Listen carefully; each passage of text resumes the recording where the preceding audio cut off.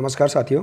आइए साथियों, आज हम इस वीडियो के माध्यम से निपुण भारत मिशन अंकुर कार्यक्रम के अंतर्गत कुछ महत्वपूर्ण प्रश्न के जवाब आज हम इस वीडियो के माध्यम से जानेंगे, जो कि हमारे लिए बहुत ही महत्वपूर्ण है। तो आइए देखते हैं।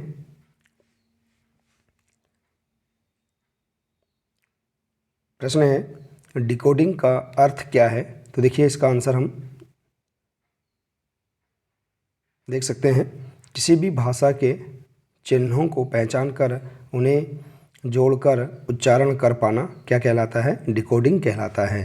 देखिए, किसी भी भाषा के चिन्हों को पहचान कर उन्हें जोड़कर उच्चारण करना डिकोडिंग कहलाता है। इसके बाद देखेंगे, अगला प्रश्न है, आप कब कहेंगे कि बच्चों को वर्ण ज्ञान है?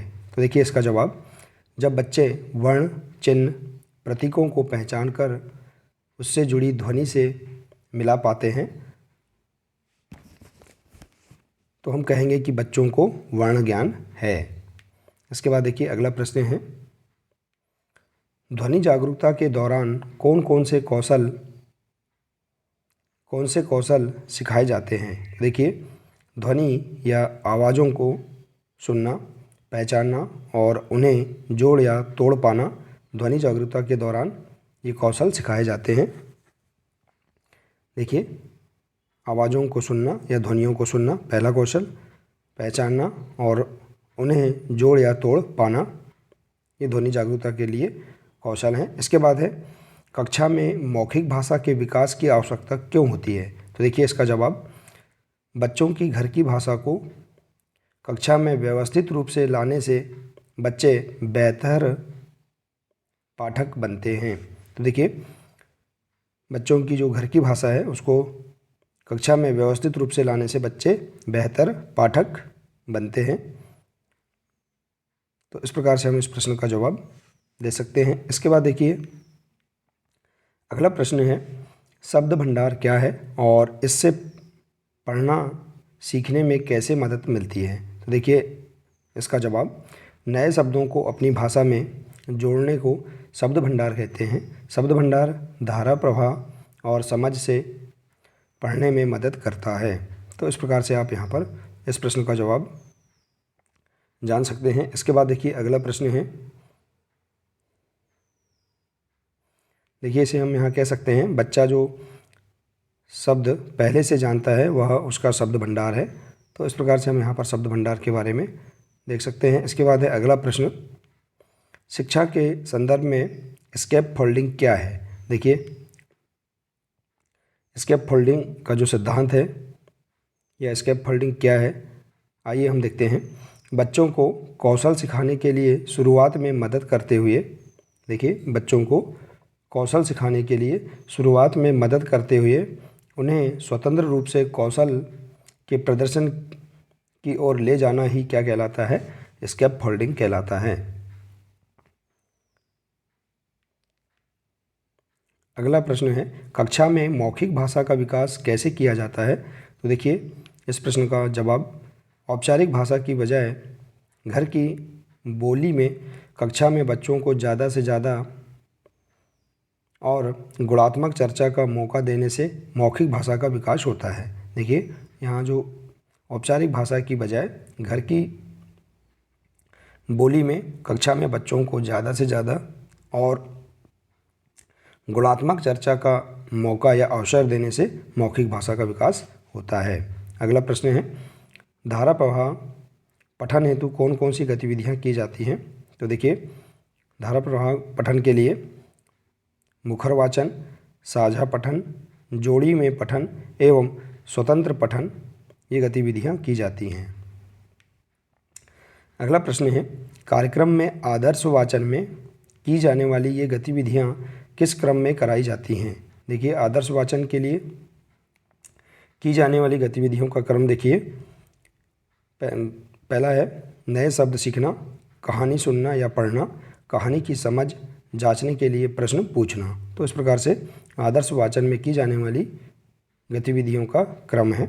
इसके बाद अगला प्रश्न है, कक्षा 1 और 2 के बच्चों को स्वतंत्र पठन के लिए किताबें नहीं देनी चाहिए? तो देखिए, इसका जवाब, स्वतंत्र पठन के लिए किताबें देनी चाहिए, क्योंकि बच्चे किताबों को देखकर भी पढ़ने का अभ्यास और उनसे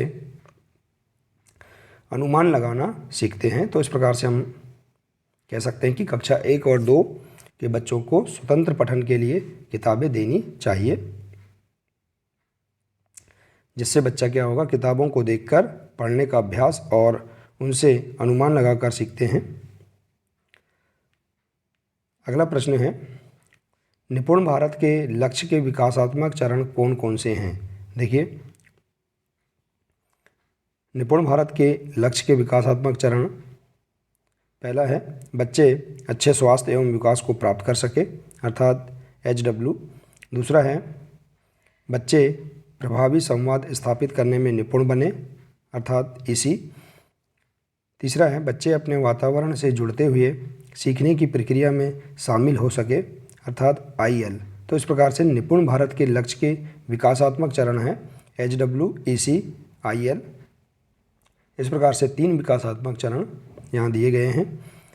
अगला प्रश्न है, मिशन अंकुर के अंतर्गत बुनियादी साक्षरता हेतु कौन कौन सी शिक्षण सामग्री दी जाएंगी?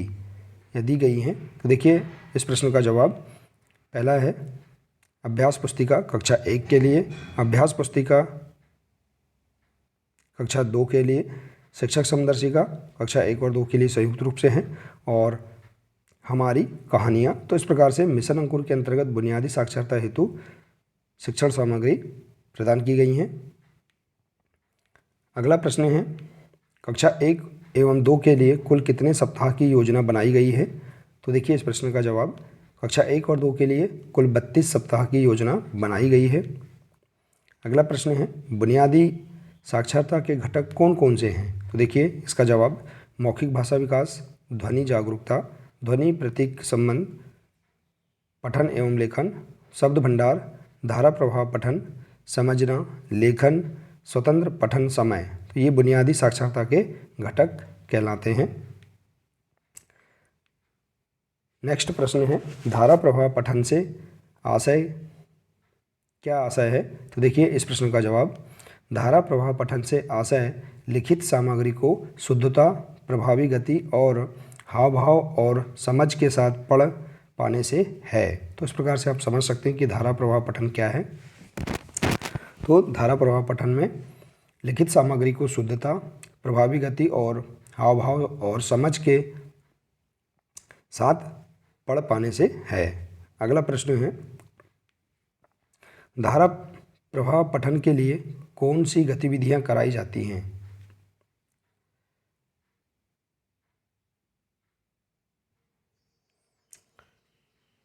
तो देखिए, धारा प्रवाह पठन के लिए गतिविधियां हैं मुखर वाचन, साझा पठन, जोड़ों में पठन और स्वतंत्र पठन। तो इस प्रकार से ये गतिविधियां धारा प्रवाह पठन के लिए कराई जाती हैं। अगला है प्रश्न, प्रारंभिक कक्षाओं में लेखन कितने प्रकार से करवाया जाता है? तो देखिए, प्रारंभिक कक्षाओं में लेखन कौशल आधारित लेखन, लिपि चिन्हों को लिखना सीखना, पाठ आधारित लेखन, पढ़े गए प्रति उत्तर में लिखना, और अगला है स्वतंत्र लेखन, विवरणात्मक, प्रक्रियात्मक, काल्पनिक, रचनात्मक लेखन। तो इस प्रकार से देखेंगे हम प्रारंभिक कक्षाओं में लेखन 3 प्रकार से कराया जाता है, कौशल आधारित, पाठ आधारित और स्वतंत्र लेखन। तो देखिए, इस प्रकार से हम यहाँ पर निपुण भारत मिशन अंकुर के अंतर्गत जो महत्वपूर्ण प्रश्न दिए गए हैं, इनके जवाब हम इस प्रकार से समझ सकते हैं, जान सकते हैं। आशा है कि आपको यह जानकारी बहुत ही अच्छी लगी होगी।